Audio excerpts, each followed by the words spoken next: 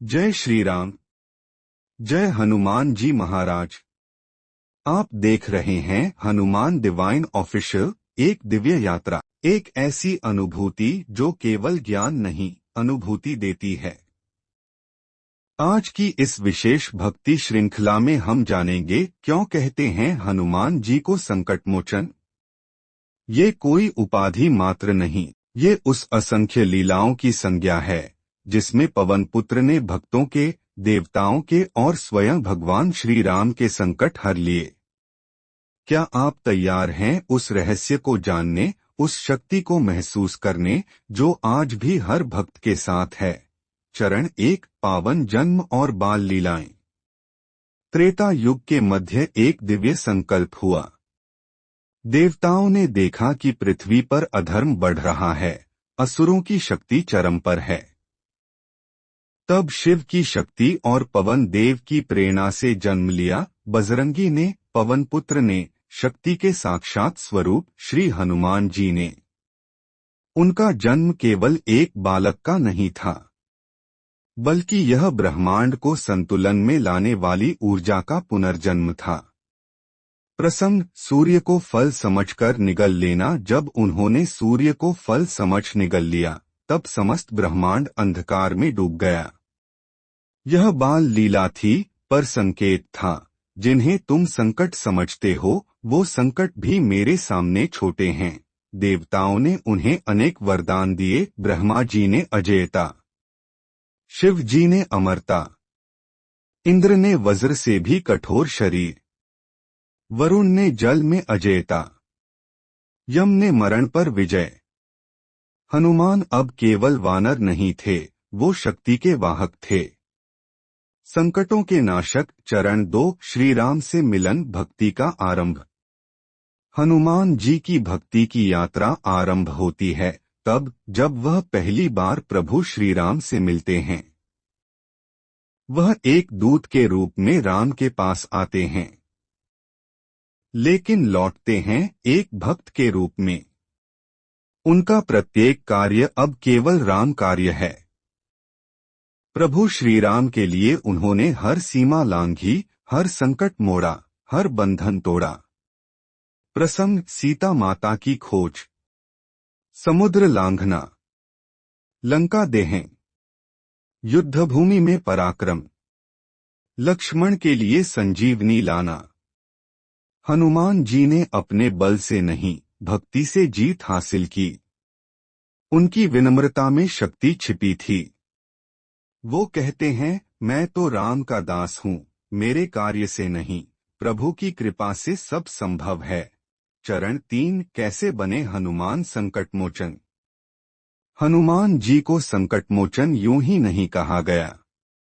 उन्होंने रामायण में 7 नहीं, सैकड़ों बार संकट को मोक्ष में बदला। आइए देखें कुछ अद्भुत प्रसंग। 1, राम के लिए समुद्र लांघना।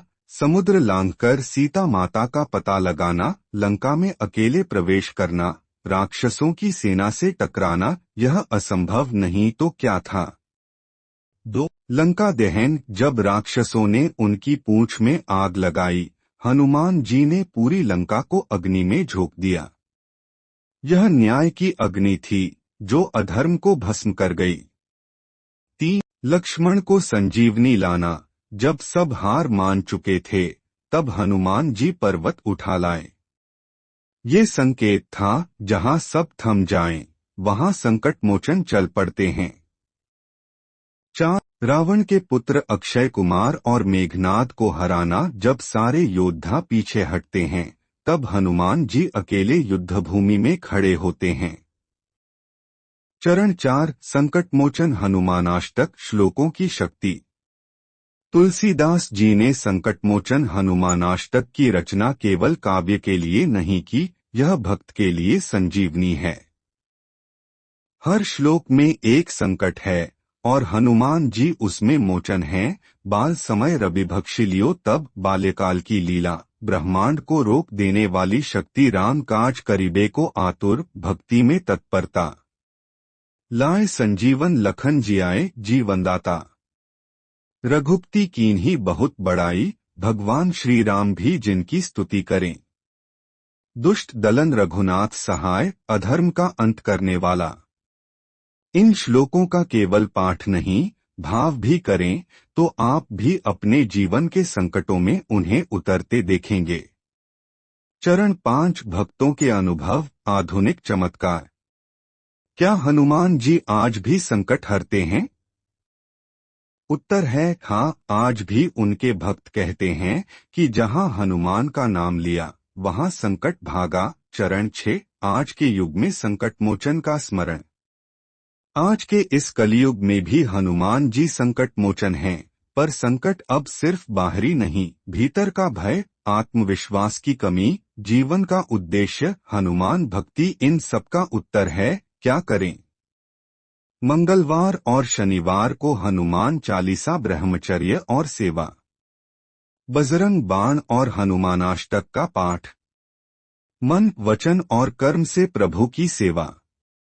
संकट कोई भी हो, बाहरी या भीतरी, आर्थिक हो या मानसिक, यदि आपने हनुमान का स्मरण किया तो संकट स्वयं रास्ता बदल लेता है।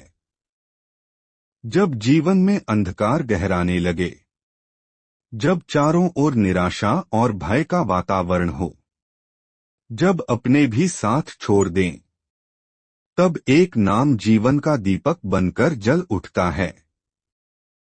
संकटमोचन हनुमान। वो नाम नहीं, आशा की किरण है। वो सिर्फ एक देव नहीं, भाव है, विश्वास है, रक्षा का वचन है। हनुमान जी ने हर युग में, हर काल में अपने भक्तों की रक्षा की है। उन्होंने कभी अपने बल का प्रदर्शन नहीं किया, बल्कि प्रभु राम की सेवा में अपने जीवन को समर्पित कर दिया। उनकी भक्ति हमें सिखाती है निस्वार्थ सेवा क्या होती है, शक्ति का सही उपयोग क्या होता है, और सच्चा प्रेम क्या होता है। आज आपने जो सुना वो केवल कथा नहीं थी, वो एक अनुभव था, प्रेम, भक्ति और समर्पण का। वाचक आप सुन रहे थे हनुमान डिवाइन ऑफिशियल पर एक भक्तिपूर्ण प्रस्तुति, जहां हर शब्द में श्रद्धा है और हर कथा में आस्था की लौ जलती है। अगर आपके मन को ये कथा स्पर्श कर गई हो, अगर आपके हृदय में भी राम भक्ति की चिंगारी जली हो, तो कृपया इस वीडियो को पसंद करें, शेयर करें और हमारे भक्ति परिवार हनुमान डिवाइन ऑफिशियल से जुड़े।